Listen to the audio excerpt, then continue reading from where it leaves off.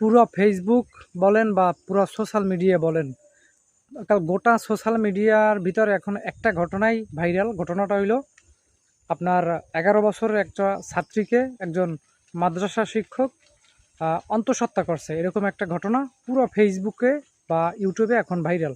মোটামুটি NTV, RTV, ATN Bangla তারা সবাই নিউজ করছে।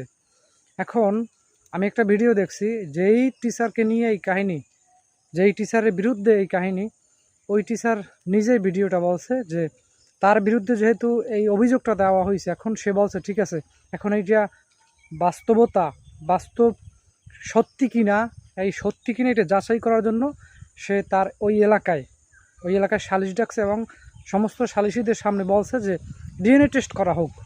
যেই মাত্র ডিএনএ টেস্ট করা হোক এই কথা বলছে, এখন তার পরিবার ডিএনএ টেস্ট করতে রাজি না। ঘটনা কিন্তু এখন বিভিন্ন দিকে মোড় খাইতেছে। যেহেতু একটা মাদ্রাসা শিক্ষক এই ঘটনাটা তার বিরুদ্ধে অভিযোগ করছে, পুরো টোটাল মিডিয়া জগৎ গরম হয়ে গেছে যে এরকম কাজ কেমনে পারলো, বিচার চাই। হ্যাঁ, বিচার আমিও চাই। আমিও ধর্ষক বলেন বা অপরাধী বলেন, আইনের চোখে সবাই সমান। আমি কথাটা বারবার বলি, সে যেই হোক, আমি নিজে হইলেও আমার জন্য সেম, আইনের চোখে সবাই সমান। আমি আলাদা কেউ না, আর আপনিও আলাদা কেউ না। এখন যাই হোক, এখন যেহেতু ঘটনা বিভিন্ন দিকে মোড় খাইতেছে, এখন আর দেখবেন যে কোনো মিডিয়া, হলুদ মিডিয়া বলি, মিডিয়া বলে ভুল হইবে, হলুদ মিডিয়া, দালাল মিডিয়া, ইসলাম বিদ্বেষী মিডিয়া, এগুলো বাস্তব কথা, যেটা আপনি যাতে যাই মনে মনে ভাবেন না কেন, বাস্তব কথা হইল ইসলাম বিদ্বেষী মিডিয়া এগুলো।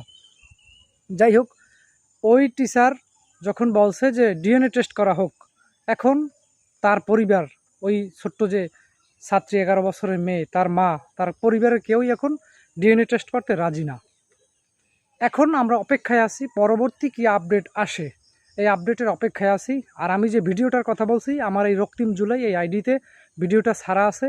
রাকসুর বর্তমান যে জিএস সালাউদ্দিন আম্মার ভাই, সে ভিডিওটা শেয়ার করছে, আমি তার আইডি থেকে সরাসরি শেয়ার করছি।